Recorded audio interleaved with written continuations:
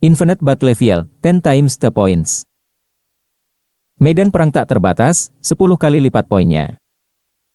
Bab 31 Pendaratan yang berhasil. Kata-kata dibagi menjadi dua ujung. Setelah Su yang menjatuhkan pria itu, sekelompok orang di lantai 25 sangat ketakutan sehingga mereka mundur lagi dan lagi, tidak berani mendekatinya lagi. Aku melakukannya untuk kebaikannya sendiri. Sampai di sini, tapi dia bilang dia takut ketinggian dan tidak mau turun lagi. Su yang merentangkan tangannya tanpa daya, dan melanjutkan, aku benar-benar tidak bisa menahannya. Melihat semua orang menatapnya dengan ngeri, dia melengkungkan bibirnya, menunjuk ke bawah dan berkata, jika kamu tidak percaya padaku, lihatlah, dia masih hidup dan sehat sekarang. Beberapa orang yang lebih berani di kerumunan melihat ke bawah ke tanah, meskipun mereka jauh, samar-samar mereka dapat melihat bahwa tidak ada mayat atau noda darah di bawah. Tampaknya benar, dia tidak mati. Tapi itu sangat tinggi. Lantai 25, dengan ketinggian lebih dari 120 meter, menakutkan meski tidak ada rasa takut akan ketinggian.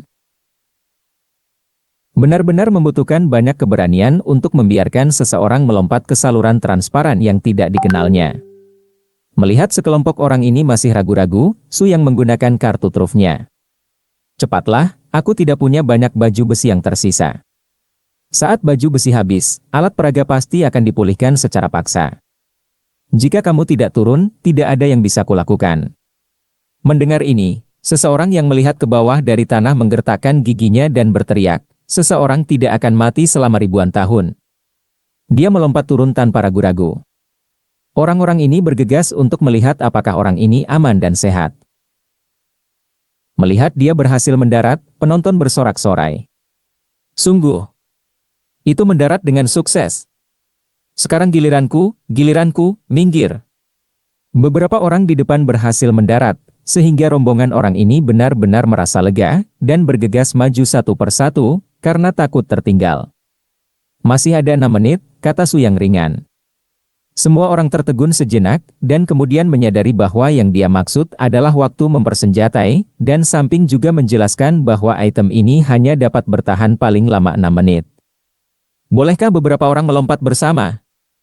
Beberapa orang khawatir akan terlambat untuk melompat satu persatu, jadi mereka buru-buru bertanya padanya. Su yang mengangguk. Dengan penegasannya, sekelompok orang yang ingin melarikan diri menjadi semakin gila, bergegas menuju saluran pipa satu persatu. Keinginan orang untuk melarikan diri sangat kuat, menurut momentum yang sengit. Ini, mungkin perlu waktu kurang dari 6 menit, atau 2 menit untuk melarikan diri. Su yang diam-diam menghela nafas lega, dia harus pergi setelah sekelompok orang selesai berlari, dan dia memenuhi permintaan pemadam kebakaran kepadanya. Meskipun tidak ada yang berterima kasih padanya saat ini, dia masih dalam suasana hati yang baik. Tiba-tiba terdengar suara ledakan dari beberapa lantai di bawah.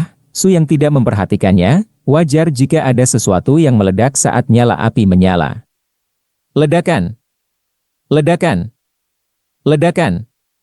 Su yang mengerutkan kening dan menundukkan kepalanya, persepsinya meresap sampai ke lantai 21 dan dia masih belum menemukan penyebab ledakan itu.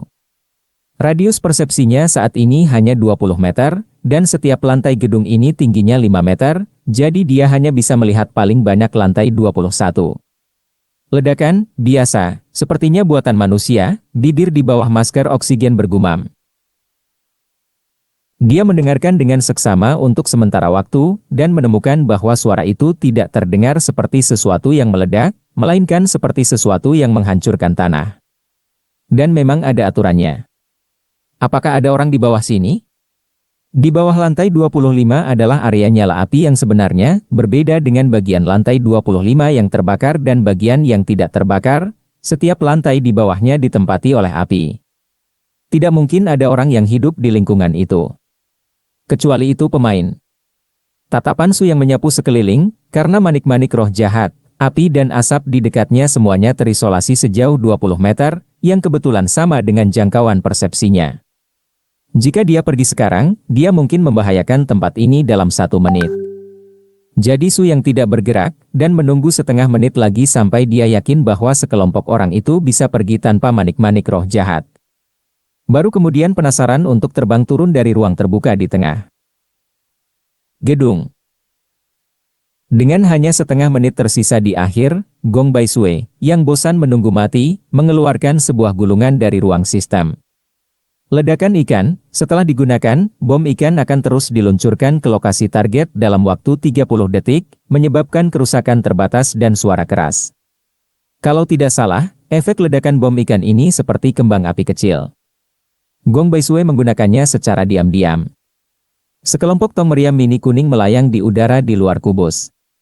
Dan itu memproyeksikan ikan kecil versi Ki dengan senyum jahat ke arah area tidak jauh di depan dengan kecepatan 1 setiap 2 detik. Ikan kecil ini meledak di tanah, dan puluhan berkas cahaya berwarna-warni naik dari pusat ledakan ke udara, lalu tersebar ke segala arah dengan jarak 1 meter dari tanah. Cahaya warna-warni dan api yang menutupi langit terjalin dan terpantul di wajah seputih salju. Melihat berkas cahaya berwarna-warni yang berterbangan di atas, gadis itu menunjukkan senyuman yang memikat. Anggap saja sebagai penghormatan untuk mengirim saya ke tanah. Jari-jari putih ramping menyentuh dinding transparan, dan ada sentuhan yang sedikit dingin. Dia menutup bibirnya sedikit, menunggu saat terakhir datang. Ketika waktu mempersenjatai adalah 0, kubus yang melindungi mereka segera berubah menjadi titik cahaya biru dan jatuh ke udara. Dalam sekejap, semua orang benar-benar terkena api yang tak berujung. Temperatur tinggi yang menakutkan tak terbayangkan melanda secara instan, dan pada saat itu, semua hal yang mudah tersulut dalam jangkauan tersulut. Sudah berakhir. Dia menutup matanya dengan lembut.